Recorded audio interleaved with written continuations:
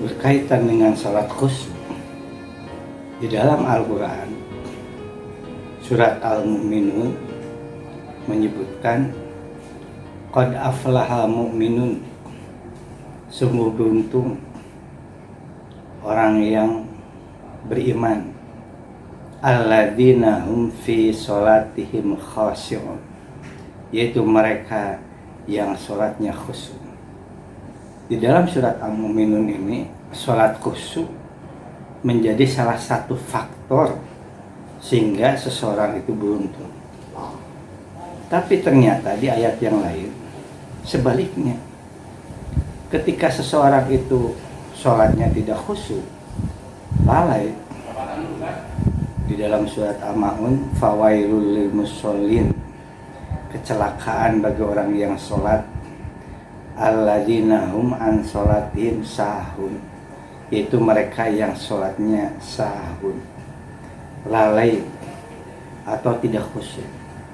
Jadi yang satu menyebutkan kalau sholat khusyuk itu beruntung, namun yang lain ternyata ketika sholatnya tidak khusyuk, maka sholatnya itu akan menjadi celaka. Jadi kalau begitu, sholat khusyuk itu apa? Ya, sholat khusyuk itu adalah sholat itu sendiri. Jadi ketika Al-Quran bicara tentang sholat, maka yang dimaksud sholat itu adalah sholat khusyuk. Karena kalau dia tidak khusyuk, ya celaka. Nah, waktu iman rahimahullah, kenapa sholat itu harus khusyuk? Kembali kepada tujuan dari sholat.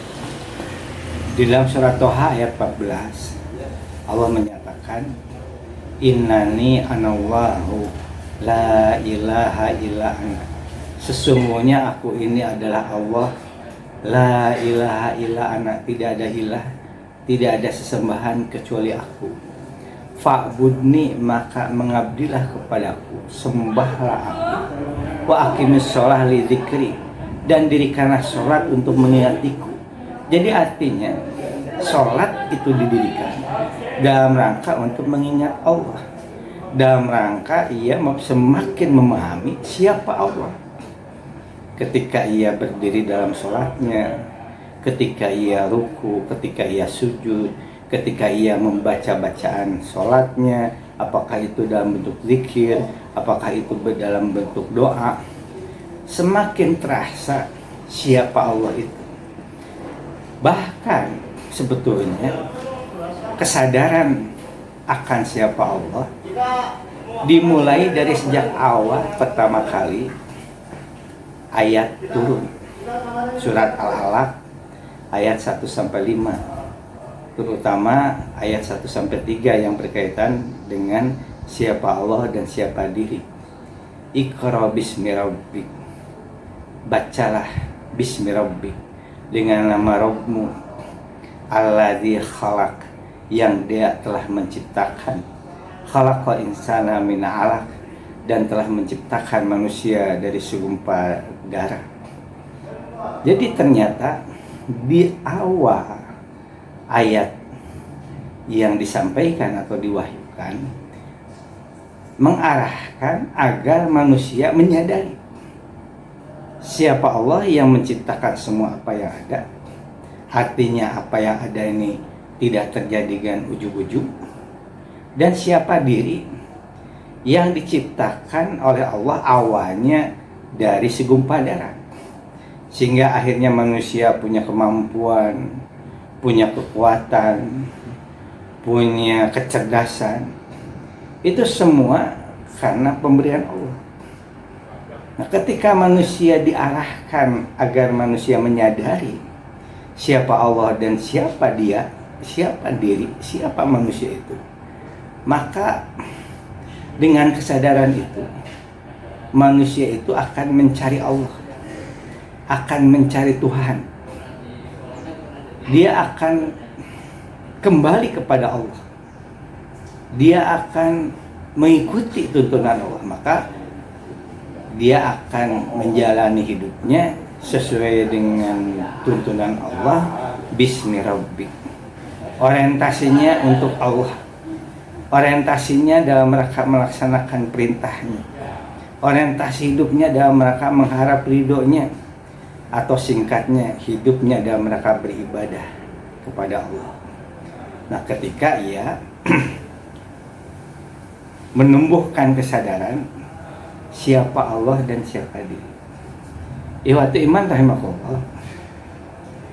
Dalam perjalanan setelah surat Al-Alaq ini diturunkan, dalam satu keterangan hadis riwayat Imam Ahmad dan Ad-Daruqutni menyebutkan bahwa Jibril itu setelah menurunkan wahyu yang pertama Al-Alaq, lalu Jibril mengajarkan wudhu dan sholat.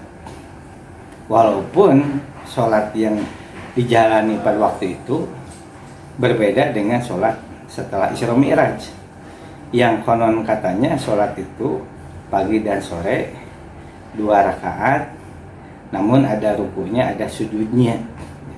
Pada saat Rasulullah sedang sholat, datang Ali masuk ke rumah, lalu Ali bertanya, sedang apa kalian?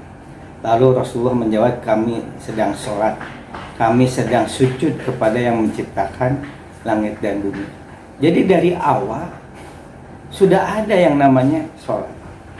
Dan ternyata ketika seseorang itu dia sholat, saat dia berdirinya, saat dia rukunya, saat dia sujudnya, saat dia mengucapkan bacaan-bacaannya, itu semakin menyadari siapa Allah dan siapa diri. Ketika ia ucapkan zikir dalam sholat, dan itu jelas-jelas kehadapan Allah, ia ucapkan doa dalam sholat, dan doa itu ditujukan kepada Allah, ia mengharapkan permohonan dengan segala harapan permohonannya, itu semakin memposisikan dirinya di hadapan Allah pada saat sholat itu. Maka dengan ia merasakan kesadaran, bertambahnya kesadaran siapa Allah siapa diri, secara tidak terasa itu akan semakin menambah keimanannya. Ia akan semakin bismirabbik hidupnya dalam rangka untuk Allah, hidupnya dalam rangka melaksanakan perintahnya, hidupnya dalam rangka mengharapkan ridhonya. Nah, jadi ini akan semakin dari hari ke hari, ketika dia sholat, dia jalani dengan segala kesungguhan, menimbulkan semakin memperkuat kesadaran diri siapa Allah dan siapa diri, semakin menumbuhkan keimanannya, kesadaran untuk siap apapun bismirabbik. Dan dia juga tentu dia akan berusaha untuk melaksanakan sholat dengan sebaik-baiknya, dan demikian seterusnya berputar. Semakin lama semakin memperkuat keimanannya. Namun apa jadinya ketika sholat tidak menjadi lidzikri? Kan perintahnya aqimus sholat lidzikri, kerjakan sholat, tegakkan sholat dalam rangka lidzikri, untuk mengingatiku. Tapi apa jadinya ketika sholat diikuti, dipenuhi dengan berbagai lamunan?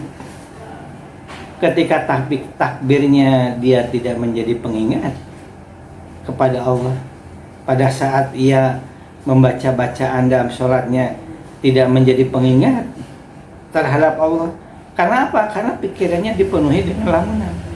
Ketika dia sujudnya, ketika dia rukunya, tidak mengingat bahwa dia itu memang dia ingin, seharusnya tujuan hidupnya dalam rangka dia sujud kepada Allah, dalam rangka ruku kepada Allah. Kenapa? Karena dari mulai sholat terus dipenuhi dengan berbagai lamunan-lamunan. Jadi sholat yang seperti itu tidak akan memperkuat keimanan, tidak akan semakin menambah kesadaran siapa Allah dan siapa diri. Nah, celakanya ketika satu saat setan menggodanya, karena pekerjaan setan itu adalah memberikan bisikan-bisikan kepada manusia agar menyimpang. Padahal orang itu dia sudah mendapatkan hidayah dari Allah. Apa hidayahnya? Ketika dalam diri muncul kesadaran hidupnya adalah untuk Allah. Bismillahirrahmanirrahim. Ia ingin komitmen hidupnya dalam rangka ibadah kepada Allah. Tapi ketika keimanannya tidak diperkuat, tidak ditambah, lalu kemudian muncullah bisikan-bisikan godaan syaitan yang jauh lebih besar dari keimanan yang dimilikinya, sehingga akhirnya ia terpental dari orientasi diri untuk bismillahirrahmanirrahim. Artinya ia mengikuti bisikan-bisikan syaitan itu. Ia kemudian berbuat dosa dan terus dosa dengan tanpa merasa dengan dosanya ada penyesalan. Nah, maka itulah yang dikatakan celaka. Jadi walaupun dia sholat, tapi sholatnya tidak semakin memperkuat keimanannya, dan pada suatu saat ada bisikan syaitan yang jauh lebih besar, lalu kemudian dia terpental dari hidayah. Maka kenapa dikatakan kalau sholatnya tidak khusyuk, sholatnya tidak menambah keimanan, maka itulah orang itu menjadi celaka. Ya, mudah-mudahan sholat yang kita jalani, sholat yang semakin menambah keimanan. Dengan cara apa? Dengan cara kita berusaha. Ketika sholat kita khusyuk, ketika kita takbir dengan segala kekhusyuan, ketika kita membaca iftitah dengan sepenuh perasaan, pada saat kita membaca Al-Fatihah dengan sepenuh perasaan, dengan sepenuh permohonan, ketika ada doa yang disampaikan, maka sholat yang seperti itu akan menjadi bertambah keimanan, dan itu menjadi keberuntungan dirinya. Barakallahu li wa lakum. Alhamdulillah. Amin. Assalamualaikum warahmatullahi wabarakatuh.